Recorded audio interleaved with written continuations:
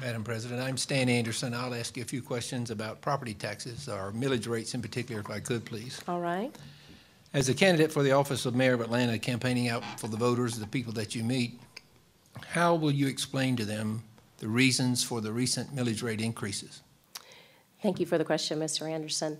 What I explain to the voters every day when I see them is that we only have two revenue streams in the city of Atlanta: property taxes and sales taxes. That's analogous to a two-legged stool.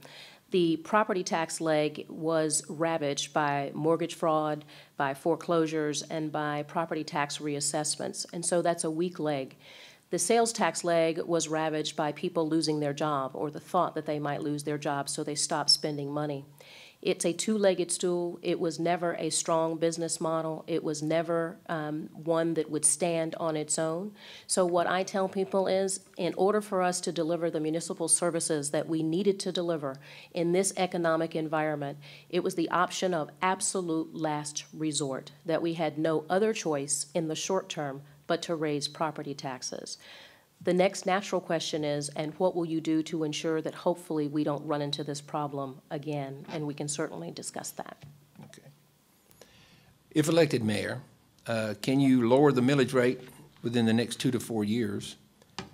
If you believe that you can lower the millage rates, what and how will you bring that? How will you bring that about? What we have done historically in the city of Atlanta is every time we have hit a difficult bump in the road, we have raised our taxes, and then we have spent the next 10, 12, 15 years lowering our taxes.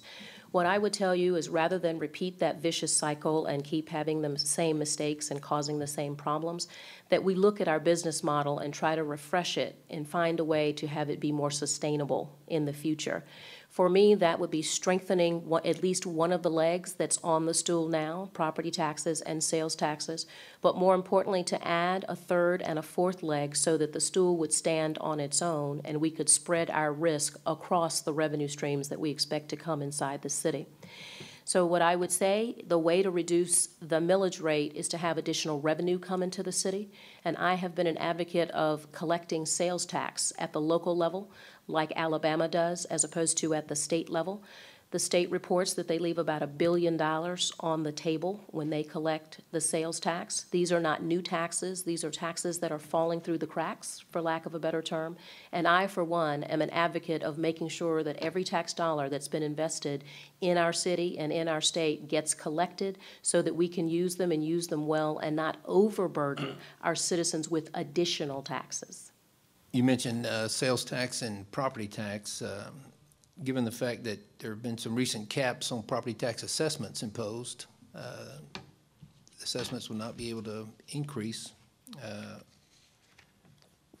What other sources of revenue will you try to enforce in addition to sales tax to try to keep the pressure off of the millage rate and not raise millage rates again and again in the future as time goes on? Sure. I think I would begin my third leg here. I would begin to monetize our assets, and we've got a lot of them in the city of Atlanta. So let's start with the Fire Academy and the Police Academy. I would turn those cost centers into profit centers and turn them into regional training academies.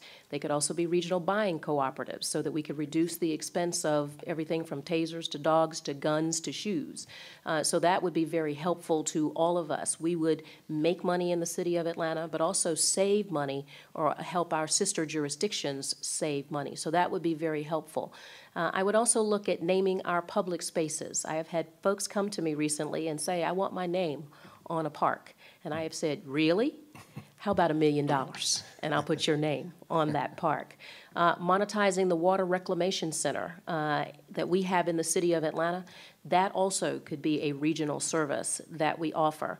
So I think, try to think outside the box, to use a rather trite phrase but quite appropriate in this instance, to find ways to take that pressure off sales tax and property tax. Given that there's such a decline in property values around in certain sections of the city, in your opinion, then the only option for government in the short run is not to raise millage rates, but we can look for other sources? Absolutely. Looking for other sources of revenue is number one. Number two is operating as efficiently as possible. There are perhaps ways that we could use technology to complement the services that we offer to the citizens. Take public safety, for example. I have often advocated and will continue to do so that we use surveillance cameras, for example, in traffic signals, that will complement our police officers, not substitute for them, but complement them. We can put cameras up a heck of a lot faster than we can get men and women trained through the academy. And so I'm willing to do both. Send more people through the academy with an expanded capacity, have it be a regional training facility, but also add that technology as an add-on to their resources. Well, government efficiency, I think, will be our next topic. Do efficient governments have lower millage rates in general than inefficient governments, in your opinion? I think not necessarily. You would like to think that, from the premise of the question perhaps, that there is a direct correlation between those that spend more money and those that spend less money. And what I would tell you is not necessarily over the long run, perhaps. But then if you think about how we spend our money and what we spend our money on, oftentimes cities have more, it's really a translation of the cost of doing business in the city of Atlanta versus another jurisdiction. So when I think of Atlanta, there are many organizations in the city, the state government, Grady Hospital, schools that don't pay property taxes, for example. Other jurisdictions do not have those legacy assets in their cities. Sandy Springs or Milton or some of the new ones, they don't have those institutions that don't pay property taxes. But we also have 2 million additional people coming into the city of Atlanta every day to work. That's a blessing and a curse. The blessing of having a job, the curse of having to provide public safety every day for those folks without additional benefit to the citizens of Atlanta or additional monies coming into the citizens of Atlanta. So the cost of doing business and delivering municipal services in the city is obviously higher than in some of our sister jurisdictions who have lower millage rates. Atlanta and Marietta, for example, have higher than some of the others, some of the newer jurisdictions. Thank you. We talked about TADs. Patrick talked about TADs earlier. Do you think that the TADs add a little pressure in the short run to the millage rates throughout the county and, in effect, maybe transfer some pressure for tax increases to other areas of the county in an efficient way? Or not necessarily. You don't think so? I don't think so. I don't think so.